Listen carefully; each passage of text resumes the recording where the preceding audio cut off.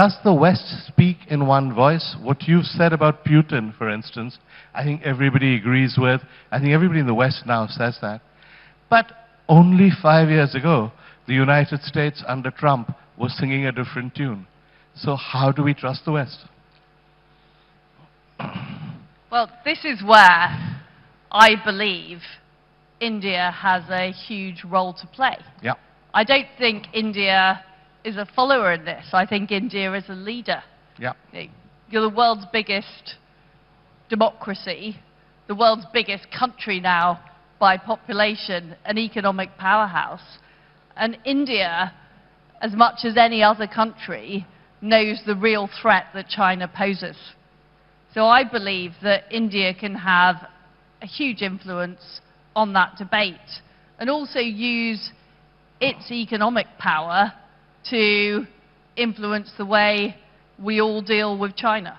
Okay. And I talked about things like supply chains. I know a lot of companies are now relocating their supply chains to India. I know that India is looking at where you source critical minerals from, your key components from.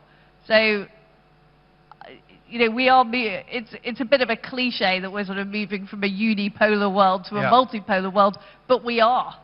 And that requires, you know, lots of countries to step up. I think Japan has also a really important role to play as a close neighbor of China, a key Indo-Pacific player.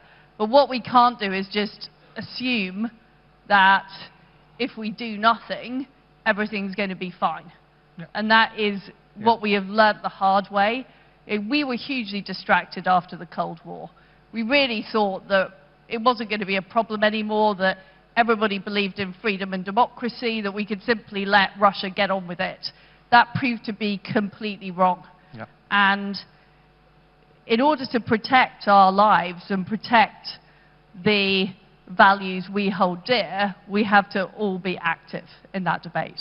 You talked about economic power, and that's an interesting one because economic power and political power should actually have some connection, but often we act as though the two are independent of each other.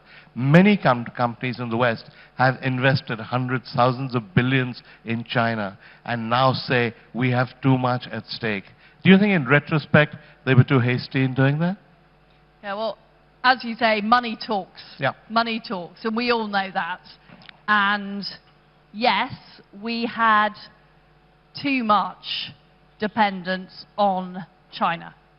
And this is why in the United Kingdom we made the decision to remove Huawei from our telecoms networks. We put in an Investment Protection Act. But we went through a huge period before that of rolling out the red carpet to China. We had a so-called golden era where, despite what had already happened, I mean, things like Tiananmen Square had already happened. There were lots of signs that it was not a wholly benign regime. But nevertheless, when the West, we had this belief, and it turned out to be a naive belief, that with more economic freedom, China would become freer. But actually, that economic growth has been used to undermine our way of life, and we have woken up to it now in the UK. I still think we need to do more. We need to do more with our allies, but there's been very much a change in mindset. Has there, is my question, because you had that big state banquet for the president, which in retrospect was probably a mistake, don't you think? Yes, yes, you agree. It was a mistake. The whole strategy was a mistake. Okay. And the UK was not the only country that followed that strategy. It was all of the West, really. The decision to allow China to join the World Trade Organization, the way we allowed that to happen. I mean, back in the 1990s, which is an era we keep coming back to, the Chinese economy was the 10th the size of the US economy.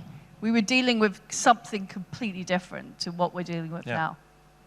But when we hear you say that, and we have many concerns about China and India, I think we agree with you and we feel good. But we just wonder, is this actually the view of the UK political establishment? I mean, the UK government has been very unwilling to accept that China is any kind of threat at an official level, hasn't it? I think the view of Britain, British society, British business and British government has shifted over time to being much more skeptical about China and much keener to work with our allies to counter their level of economic influence. You know, there's always a temptation, and I think we can see this across Western Europe, there's always a temptation to follow the money in the short term. But what I'm saying is following the money in the short term leads to a big cost in the long term. And that's what we've got to be very wary of, because in the same way that Europe became dependent on Russian oil and gas, you know, we're now all spending money, spending effort. The poor Ukrainians are losing their lives because of we didn't do enough early enough.